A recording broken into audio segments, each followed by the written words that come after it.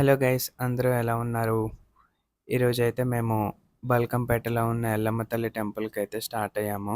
పైగా దేవీ నవరాత్రులు జరుగుతున్నాయి కదా!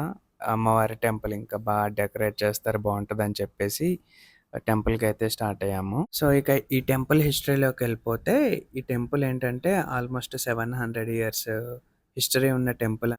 యాక్చువల్‌గా ఏం జరిగిందంటే 700 ఇయర్స్ బ్యాక్ ఒక రైతు తన పొలంలో బావి తవ్వుదామని చెప్పి తవ్వుతూ ఉంటే, కొంత తవ్విన తర్వాత తనకి ఏదో గట్టిగా రాయిలా తగలడం స్టార్ట్ అయిందన్ ఏంటా అని చెప్పి చూస్తే అక్కడ అమ్మవారి విగ్రహం ఉంది. ఆ విగ్రహాన్ని బయటికి తీద్దామని ట్రై చేస్తే అసలు కదలలేదు. ఎంతమంది ట్రై చేసినా కదలలేదనమాట. కానీ అమ్మవారని క్లియర్‌గా అర్థమవుతుంది. ఇక ఏం చేశారంటే, అక్కడ శివశక్తికి సంబంధించిన వాళ్ళుంటారు గదా! వాళ్ళని పిలిపించి అడిగితే, వాళ్ళు ఈ అమ్మవారు రేణుక ఎల్లమ్మ తల్లిగా వాళ్ళు చెప్పారు. ఇంకా ఆ బావి దగ్గరే అక్కడే అమ్మవారిని పూజించడం స్టార్ట్ చేశారు. ఇంకా ఏం కదపకుండా. అమ్మవారు అక్కడే ఉండాలనుకుంటున్నారేమో అని చెప్పేసి. సో, అలా ఇంకా అది చుట్టుపక్కల అన్ని ఊర్లకి పాకిపోయింది. అమ్మవారి శక్తి సామర్థ్యాలందరూ తెలుసుకొని ఇక అందరూ రావడం మొదలుపెట్టారు. అందుకని చెప్పేసి 1919లో అక్కడ ఒక టెంపుల్‌నయితే నిర్మించారు. ఇప్పుడు మనం చూస్తున్న టెంపుల్ ఉంది కదా! ఆ టెంపుల్ అసలు ఫస్ట్ నిర్మించింది 1919లో. ఆ తర్వాత ఇగ కొంచెం కొంచెం డెవలప్‌మెంట్ చేసుకుంటూ ఇంత పెద్ద టెంపుల్ అయింది. సో, ఇక్కడ ఈ ఫేమస్ ఏంటంటే ఆషాఢంలో ఫస్ట్ ట్యూస్‌డే రోజు అమ్మవారికి కళ్యాణం చేస్తారు. చాలా చేస్తారనమాట. ఆ కళ్యాణానికి చాలామంది అటెండ్ అవుతారు కూడా. ఇక ఇంకా చెప్పాలంటే ఎవ్రీ ఫ్రైడే అన్నదానం ఉంటది. అక్కడికి ఎవ్వరైనా వెళ్ళొచ్చు. అక్కడ అన్నదానం తినొచ్చు. అయితే ముఖ్యంగా చెప్పుకోవాల్సిందేంటంటే అమ్మవారి స్పెషాలిటీ ఏంటంటే రైతు బావి తవ్వుతూ ఉండగా వెలిసింది గదా అమ్మవారు. ఈ అమ్మవారి తల వెనుక భాగం నుంచి ఎప్పుడు వాటర్ వస్తూనే ఉంటాయన్నమాట.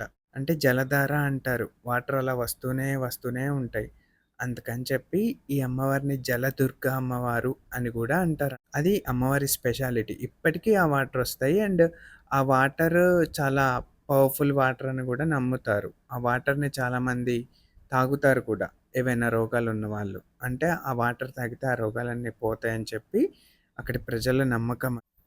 అయితే ఈ అమ్మవారి టెంపుల్ లోపలికెళ్ళే ముందు ఫస్ట్ మనకి రైట్ సైడు మహాగణపతి టెంపుల్ ఉంటదనమాట.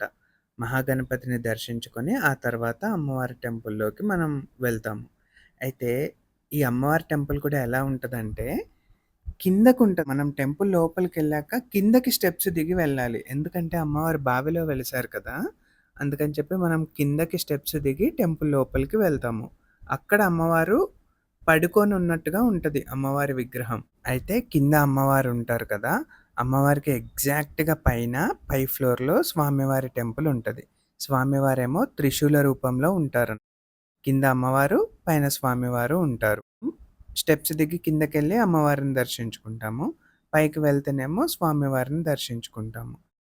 అండ్ ఇంకొకటేంటంటే, ఈ ఆలయంలో సంవత్సరం పొడుగునా బోనాలు సమర్పించుకుంటూ ఉంటారు. సో, ఇదనమాట మన బల్కంపేట ఎల్లమ్మ తల్లి అమ్మవారి చరిత్ర. ఈ వీడియో మీకు నచ్చినట్టయితే లైక్ చేయండి, షేర్ చేయండి, అలాగే ఈ ఛానల్‌ని సబ్స్క్రైబ్ చేయండి. Thank you.